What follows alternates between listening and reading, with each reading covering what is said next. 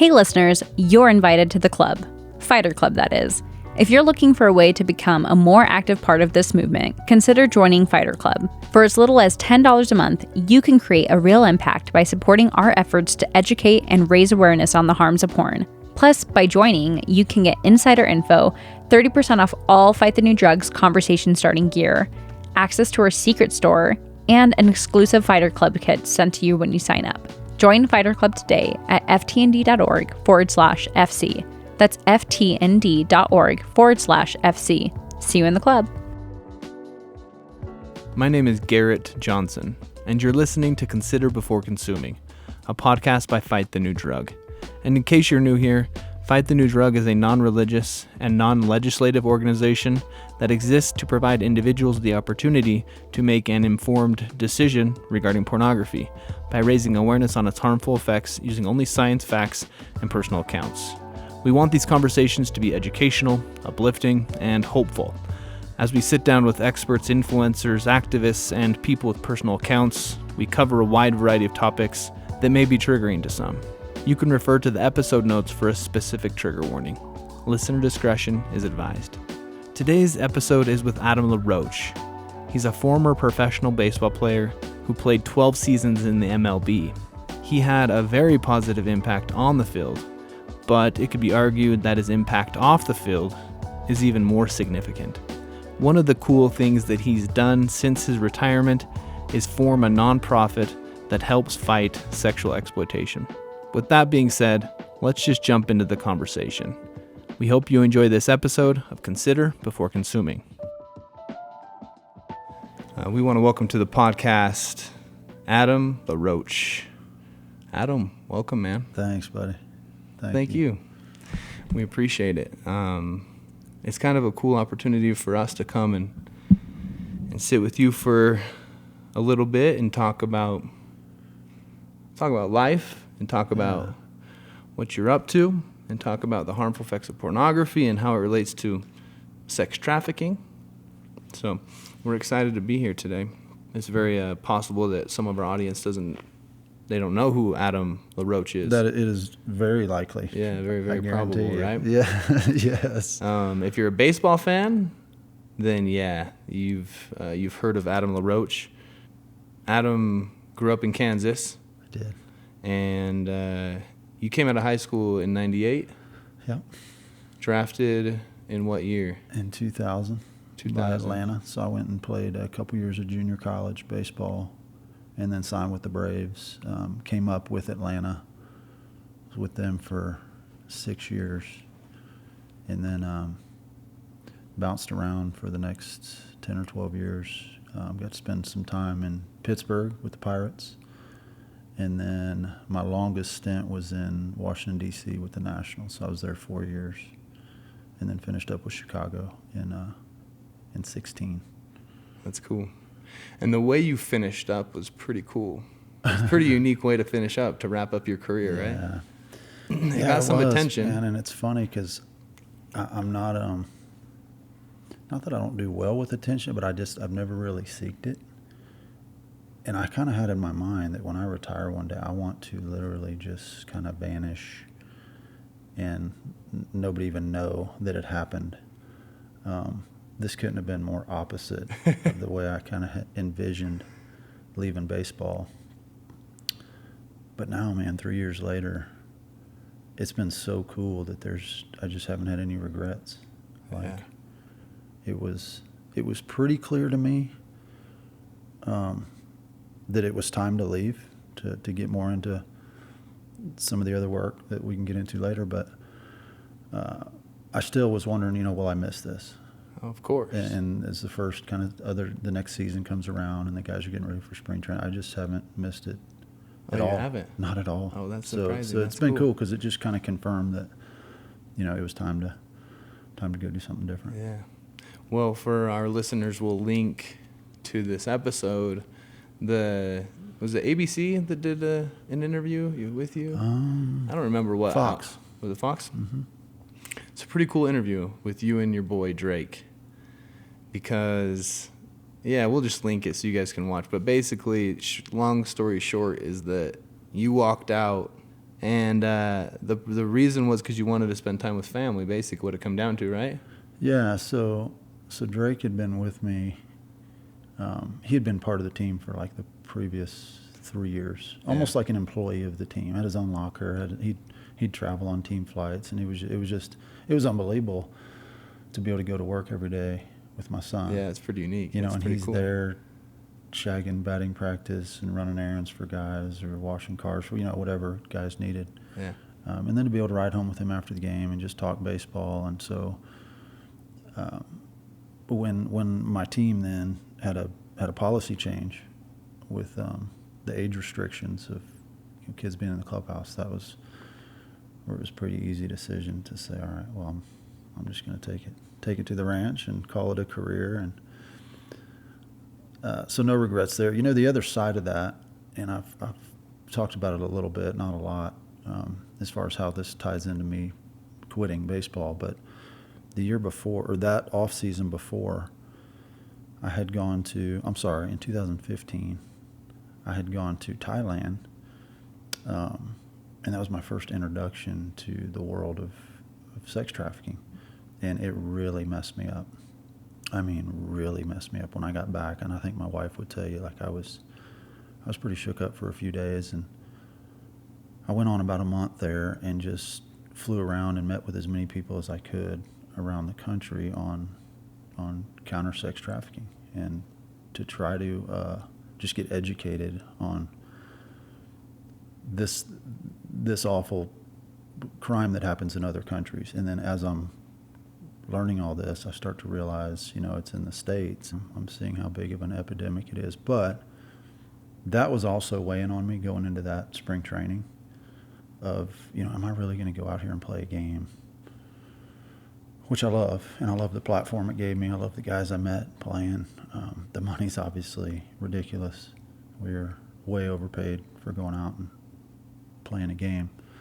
But I didn't know if I wanted to do that, or if I could do that with what I'd just seen, that off season that was going on. It left that much of an in the imprint. real world. It did. So right after that, then the thing with my son, so then it was just kind of confirmation. Okay. For me, when I hear you explain that, it's powerful, but then to know what you walked away from, money-wise, it brings another level to that power. Yeah. Because I think the logical decision would have been to just finish out your 6 months, right? Wasn't it 6 months?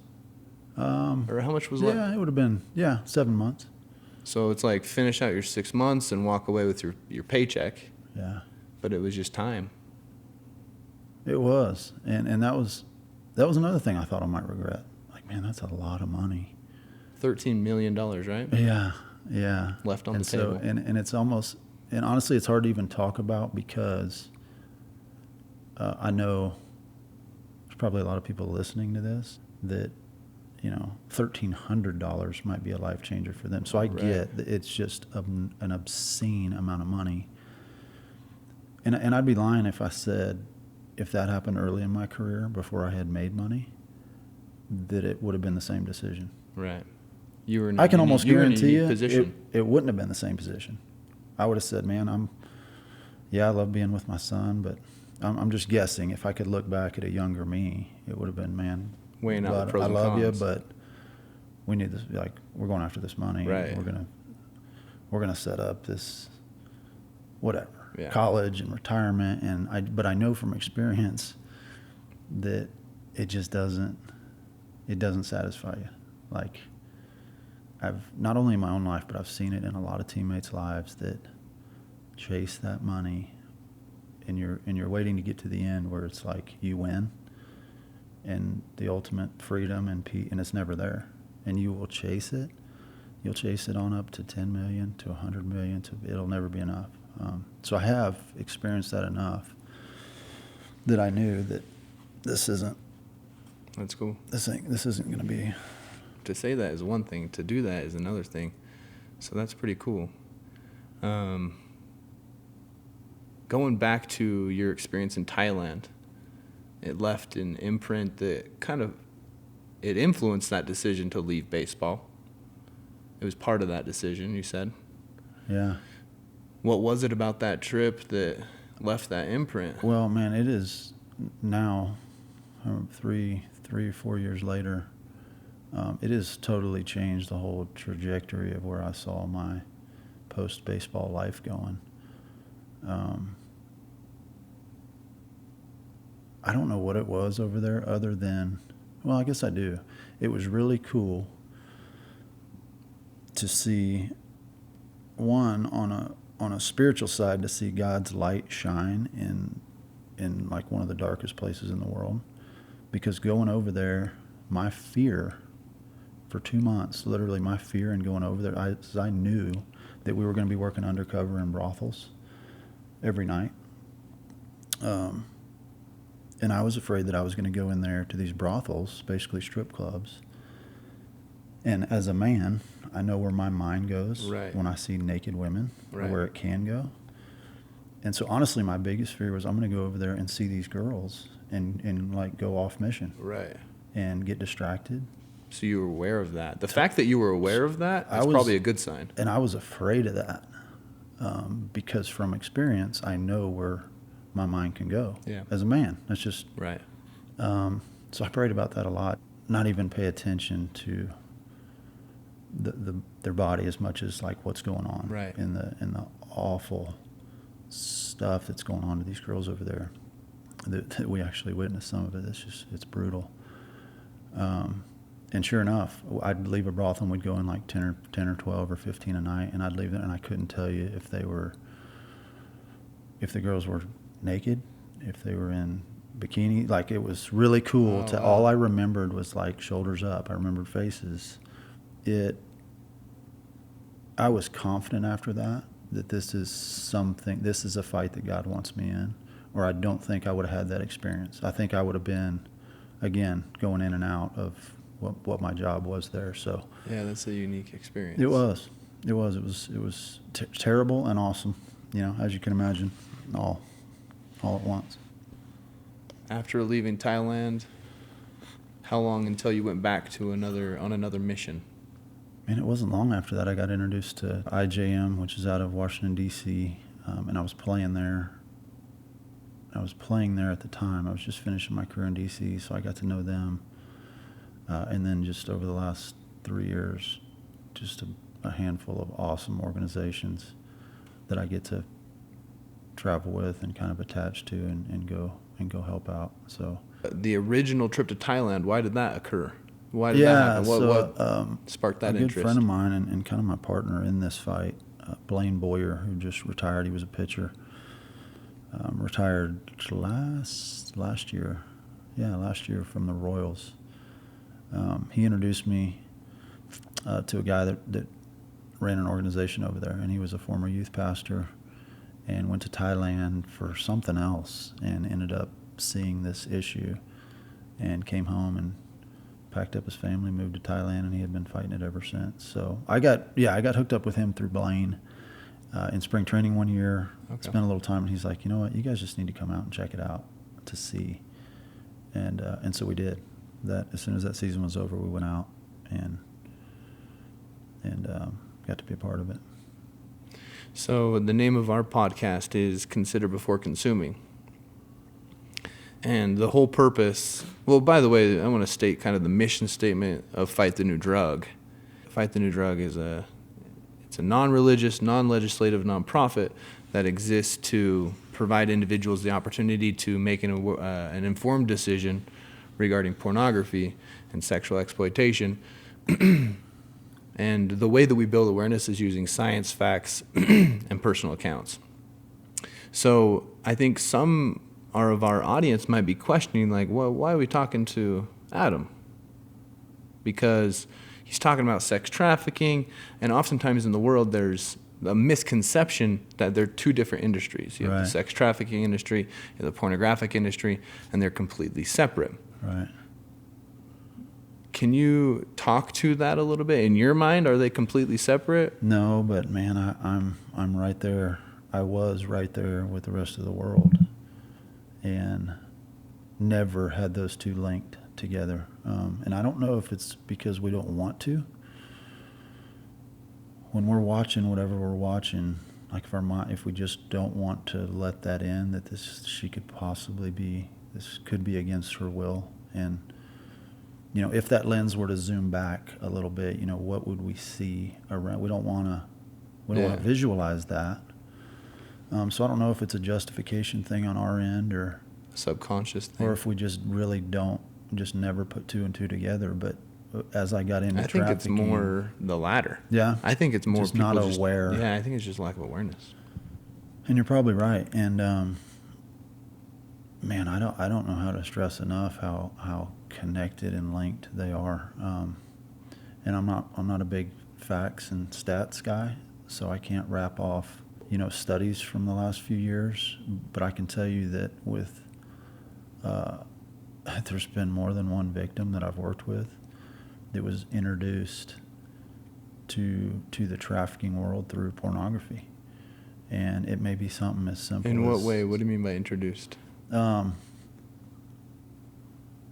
trying to think how to do this without using names or locations, because there's a girl that I'm working with right now in an active case in the Midwest, that as I'm interviewing her, and it was about the initial one was my partner actually did it initially with her. It was about an 8-hour interview, just kind of getting her life story.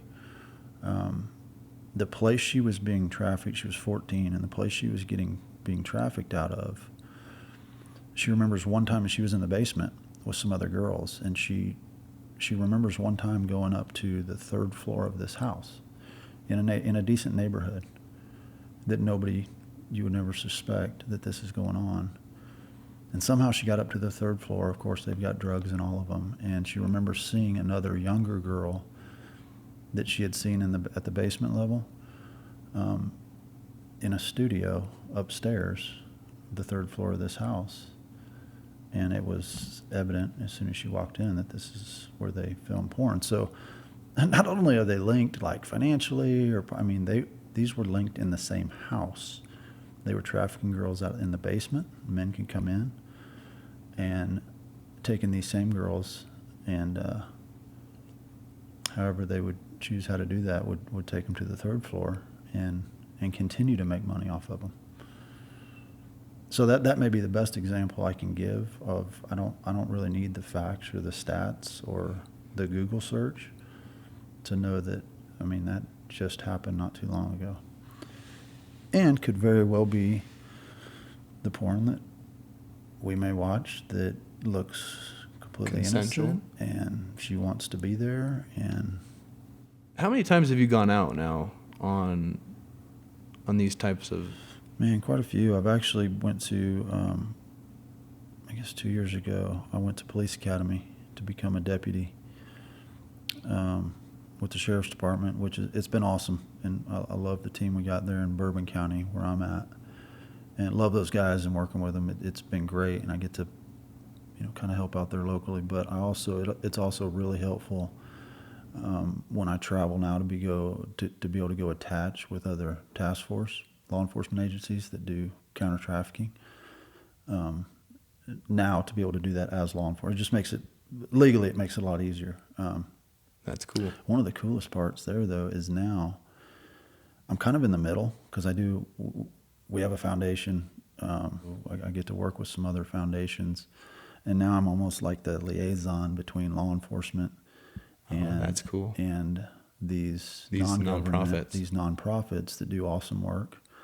Because a lot of times there's a disconnect there, and for cool. good reason, where law enforcement just really doesn't trust that, hey, we're going to bring in a bunch of civilians here, and they think of all the things that could go wrong. So I get to go in on kind of behalf of both and help make those introductions to just kind of empower the different departments. That's and, cool. And up their capabilities and the amount of cases and work they can do. So that's cool.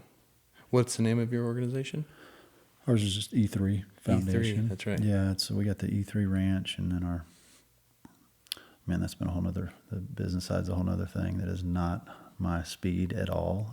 So we've been slowly hiring. It's been really cool to watch those businesses take off. We've got a meat company, so we sell all natural beef, and then we've got a couple restaurants, and some other things. But what I love about them, and I want them to just kill it, is because that's what supports our foundation.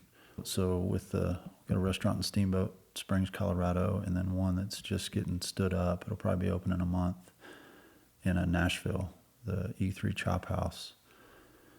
And we're just taking 10% of everything and putting it into the foundation across the board for all things E3. So that's my motivation. That's cool. For those to do really well, is because the more money my teams make over there, the more I get to, go help out on the more good on the foundation side. happens. So That's cool. I've been pretty proud of that. I should probably know more about E3. How old is E3? Oh man, our ranch is we've been out there for 15 years maybe. Something like that. We've lived out there. And what's the mission statement of E3? Or like the sole purpose? It's funny, we kept it broad. It's the actual mission statement is just serving those in need, but intentionally kept it broad so that as needs arise, You can adapt. really anything fits that kind of generic mission statement, right? Our focus is right now, and have been since the start of it, have been obviously the fight against sex trafficking, and then we host combat warriors. So we host soldiers, guys that just need a break, right, out to the ranch on hunting trips or fishing trips, or we'll do shooting competition. We just bring guys out and kind of as a way to thank them. Yeah, for and sure. just kind of hand them the keys to the ranch and say, man, how can we serve you? It's the coolest group of community of people I've ever been around. And over the years I've got to meet. It's just been awesome to be able to link. And it's cool because a lot of these guys are highly, highly gifted in counterterrorism and incredible intel and cyber guys. And so guys have come on to the counter-trafficking side. Now they're using their skills that the military paid for and that they trained for years. And it's a real similar methodology with fighting terrorism and drug and weapons trade as it is the trade of human beings. So they can take kind of their same and it just transfers right over to hunting traffickers. It's just not, people just don't know. Yep. And I wouldn't either. You don't see it. It's a whole nother underworld, which is what we need to get into, goes right along with porn. Right. On this kind of hidden, embarrassing thing that I don't want to talk about. That's for sure. That's something I do. It doesn't harm anybody. It doesn't harm me. And as you know way more than I do. Are you speaking generally or for you personally? I'm talking about for pornography. No, generally. Okay. For pornography. And we'll just dive into it. I don't know. I couldn't tell you the first time I was introduced to it. I remember I was such an idiot as a kid. I remember being in school, and I think it was in 8th grade, and I had a Sports Illustrated magazine, and I removed the middle of it, and I put a Playboy in it, and I was dumb enough to open it up in class and not keep an eye on my teacher, and I turn around, and he's right over my shoulder. And you were with me just an hour ago. I asked my son outside, Drake, when the first time he saw a picture, and he said he had a buddy show him a picture on his phone when he was, how old did he say he was? I think he said 14. 14, right? And I can tell you, in my former profession, Major League Baseball, it's just an epidemic, which I think is probably across the board in every line of work. The difference is, and really looking back, one of the cool things is it's talked about. Maybe not in the best way, but typically in a clubhouse, you say everything. Right. So it wasn't as much this hidden thing, for some guys, I should say, that, but I just know, especially now, the older I get, I know how damaging it is. And I know the struggle it has been, is, and maybe always will be, because I was introduced to it. that it has been for me. Right. And now, and it's pretty awesome because of the work I do on the counter-trafficking side to see kind of behind the curtain of a lot of this. Obviously helps in making it much less attractive. Right. Still tempting. Don't get me wrong. That's really the the goal of the podcast. Because, like you're saying, that's one thing you consider as the desire to look at pornography arises. That's one thing that you consider, and so that's cool. Going back to the clubhouse, because we recently talked to another professional athlete, and he said that in the clubhouse, in a team environment, yeah, he would talk about pornography, but he talked about how he wouldn't talk about that outside of the team environment. He wouldn't talk about it. Right. Was that kind of the case for you? I would say that's very accurate. There, I would never talk about it in the clubhouse. Right or wrong, I was never comfortable talking about it. I'm from what I saw in the guys that I love and will be lifelong friends with, a lot of them that had no shame in it. I almost appreciate them not feeling like they needed to hide that. And regardless of what term, how they were talking about it, just the fact that it wasn't this hidden thing for them, that takes I think away. is a good start. Yeah. To maybe start the process of kicking it. Yeah. Like a drug addict or an alcoholic that will never tell anybody. Yeah. Regardless if they're talking about how awesome their high was last. I think just the fact that you're talking about it with somebody and you're opening up the discussion can then lead to maybe, if you and I are sitting here and we're talking about our porn problem, and you get the courage to bring it up, I then raise my hand and say, man, me too. It may start us going down the path of, hey, why don't we tackle this together? Right. Like, let's hold each other accountable. Let's start something. You see what I'm saying? That honesty is powerful, no matter how it's presented. Yeah. And I remember my rookie year, and I'll say his name because I know he wouldn't mind it. A good friend of mine, John Smoltz, who was a pitcher with Atlanta, who I always looked up to and still do. I love him. And we always looked at him as being like, this guy's got it figured out and probably doesn't struggle with anything.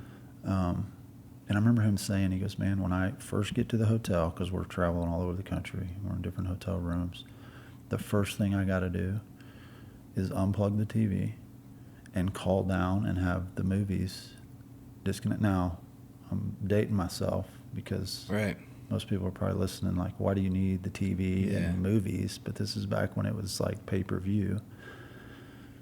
But he would do it every time.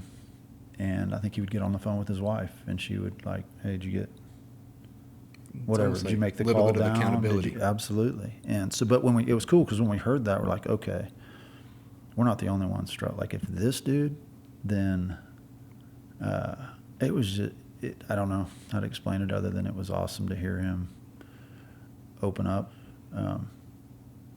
and be totally open to helping us kind of walk through it too. So, pretty cool. I don't know if you know, but actually, looking at the back history in my mind, you probably know that we've met with the Kansas City Royals. Oh yeah. I got to be up there and you were there, part of some of that cool. with Doug. Yeah, really cool. Dayton Moore there is a good friend of mine. So Dayton and I came up together with the Braves. Okay. Dayton Moore is the general manager for the Royals and a huge advocate for Fight the New Drug, and just welcomes you guys into that stadium and really into that clubhouse anytime to speak into those players. Blaine Boyer, the guy I mentioned earlier that kind of got me introduced to the world of counter-trafficking and still does a lot of work with me in that area, spoke to the minor league team on behalf of Fight the New Drug a couple years ago when you guys kind of first started the relationship with Kansas City. He was playing with the Royals, and he got to go speak to a couple hundred guys about porn, which was really cool, them hearing it from a major leaguer coming down and talking to them about his own struggles. So, yes, I am familiar with That's cool. With that partnership. One of my favorite quotes from Dayton is, "What you fail to confront, you condone." And I love that quote from Dayton. Yeah. Dayton's such a good guy. He's a wise man. Yeah, he's one of my favorites. And another one of my favorite quotes is that, because I read this book years ago when I was playing sports, and it was called Mind Gym. I don't know if you ever heard that book, but one of my favorite quotes that I've never forgotten from that book was that the game is won or lost on the 6-inch playing field between the ears. Just like how important the mental state is. Oh, no doubt. Especially baseball, right? Yeah. Because baseball is a game of failure. We could spend a whole nother series of podcasts talking about the mental side, I think, of sports and baseball. But I would agree with that. Have you seen over the course of, I mean, you were drafted in early 2000s.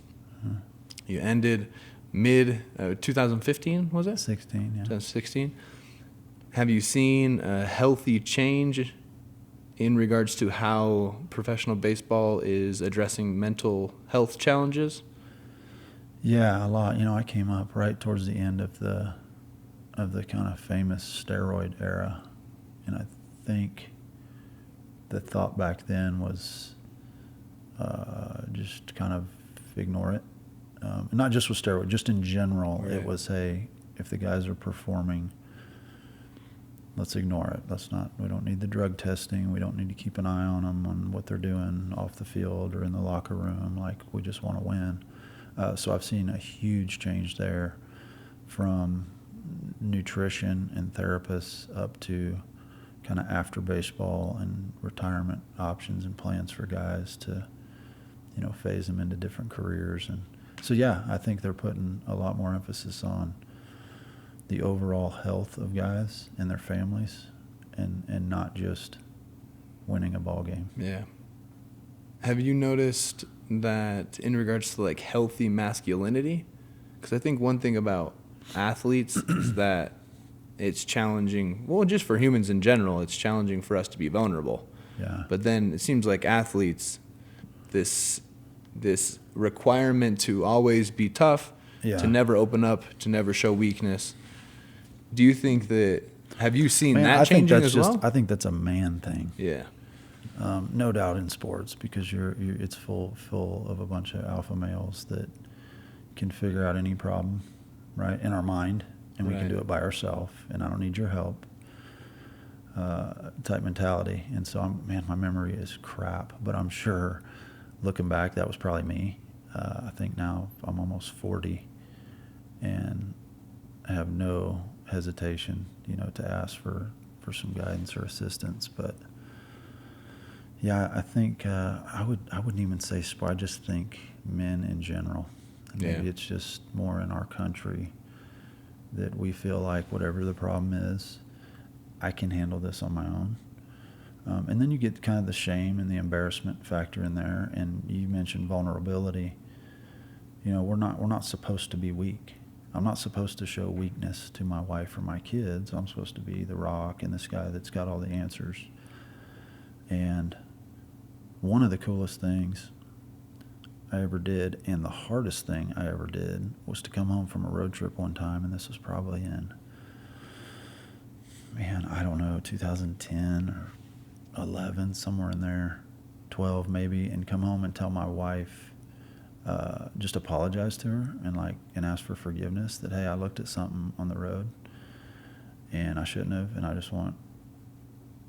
it was kind of inviting her in, and had no idea how she would take it. I thought, this is going to go one of multiple directions. Most of them weren't good in my mind, how I thought Jen would respond, and of course she was awesome with it. And in a way, I think it was a relief, because I'm not so sure that every wife doesn't wonder if they don't struggle with it themselves. And I wonder if other wives don't wonder if this is something their husbands struggle with. So I think it's this almost relief in a lot of ways that that now they know. And not only do they know, you're respecting them enough to say, I want you involved in this. But I'm telling you, and I tell guys this all the time, it's going to be the hardest thing you've ever done. Your wife will absolutely appreciate it. It was really cool to invite her in on it and say, hey, I want you to hold me accountable too. And obviously it depends on how you present it and a ton of other factors that, there's a million different ways this can affect it. But I had to for guys that wonder if they should, like, have an awesome marriage, but they get just one thing, this hang up that they do in their own quiet time, and it's not affecting anybody. One, I would highly recommend watching y'all's documentary, which is so cool just to see facts on what it does to your heart, what it does to your mind, what it does to your relationship with your kids, your wife, friends, work ethic. It's crazy, right? Yeah, the crazy effects that in our mind, this little issue we have that's not affecting anybody is. I think it's the scariest thing to talk to your significant other. Yeah. And talk about this challenge because you don't know how they're going to react, like you said. No, it's a leap of faith there.